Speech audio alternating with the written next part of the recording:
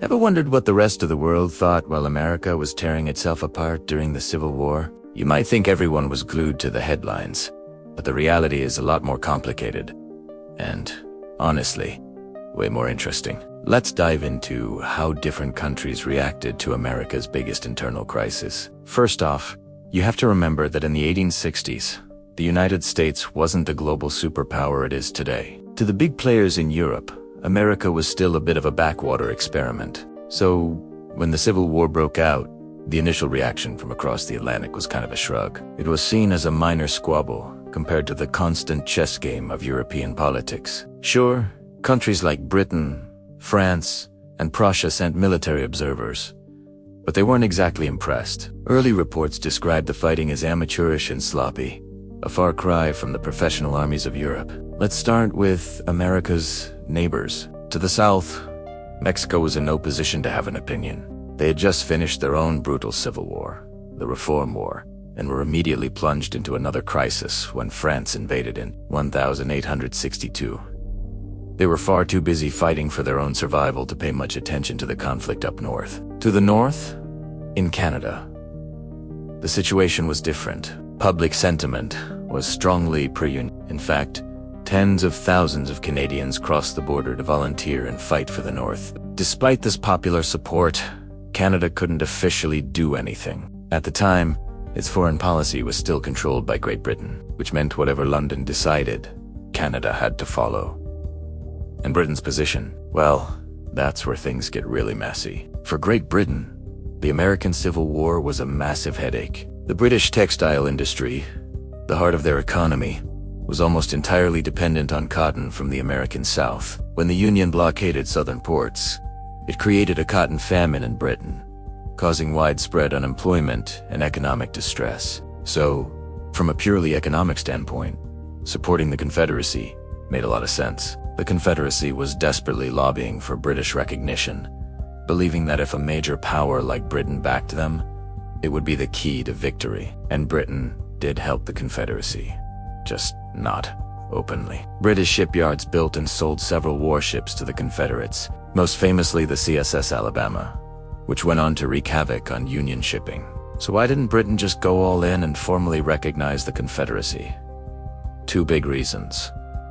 War in Canada. Recognizing the Confederacy would have been a direct provocation to the Union, and the last thing Britain wanted was another war with the United States. They knew their most vulnerable point was Canada, which shared a massive, largely undefended border with the increasingly powerful and angry Union Army. Protecting their North American colony was a top priority. There was another huge factor at play: public opinion. While the British aristocracy might have sympathized with the Southern planter class, the general public, especially the working class, was staunchly anti-slavery. As the war dragged on, and Abraham Lincoln's Emancipation Proclamation reframed the conflict as a fight for freedom, it became politically impossible for the British government to side with a slave-holding state. The moral high ground belonged to the Union, and the British people wouldn't have it any other way. Now let's look at France, led by the ambitious Napoleon III.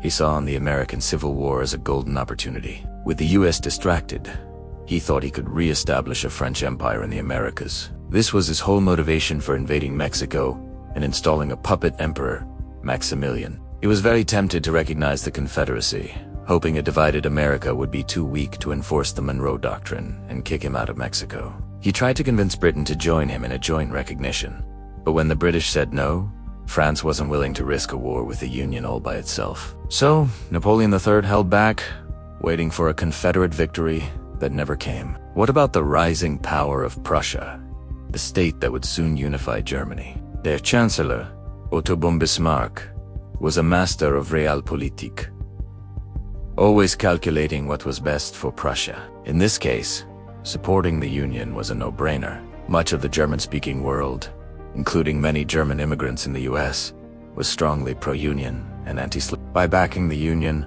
Bismarck could score major public relations points with the very people he hoped to one day lead in a unified German empire. It was a clever political move to boost Prussia's image and influence.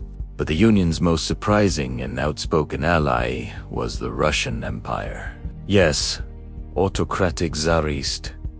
Russia was a firm friend of the democratic United States. Tsar Alexander II, who had just emancipated Russia's serfs in 1861, saw a kindred spirit in President Lincoln. He openly supported the Union and instructed his diplomats to oppose any European schemes to interfere. In 1863, the Russian Navy even made a dramatic appearance, with fleets docking in New York and San Francisco. Americans went wild, seeing it as a clear sign of support against Britain and France. The truth was a little more self-serving, though still beneficial for the Union. Russia was worried about a potential war with Britain and France over a Polish uprising. If war broke out, the Russian fleet could easily be trapped and destroyed in the Baltic Sea. By moving their ships to neutral American ports, they were ensuring their fleet's survival and positioning them to attack British and French shipping if needed. It was a strategic move for Russia, but for the Union, it was a powerful psychological boost and a clear warning to other European powers to stay out. And what about the Ottoman Empire? This might be the most unexpected player of all. The Ottomans officially supported the Union. They signed a new trade treaty with the United States in 1862 and, crucially, banned Confederate ships from their ports. But their biggest role was economic. With southern cotton cut off, the world was desperate for new sources.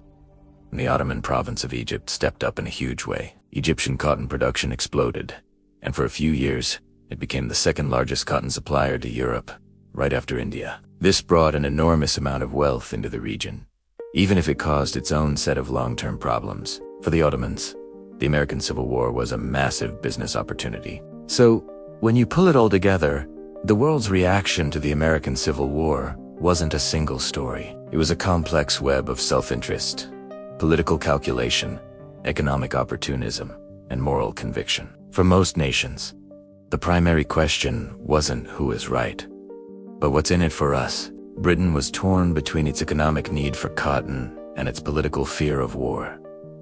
France saw a chance for imperial glory. Prussia saw a PR opportunity. Russia saw a strategic advantage, and the Ottoman Empire saw a chance to get rich. Ultimately, the fact that no major European power ever officially recognized the Confederacy was a decisive factor in the Union's victory. It meant the South had to fight alone, without the foreign aid and legitimacy it desperately needed. The war that started as a distant, messy conflict ended up sending ripples across the globe, forcing every nation to pick a side, or at least decide how to profit from the chaos. It was a defining moment, not just for America, but for the world.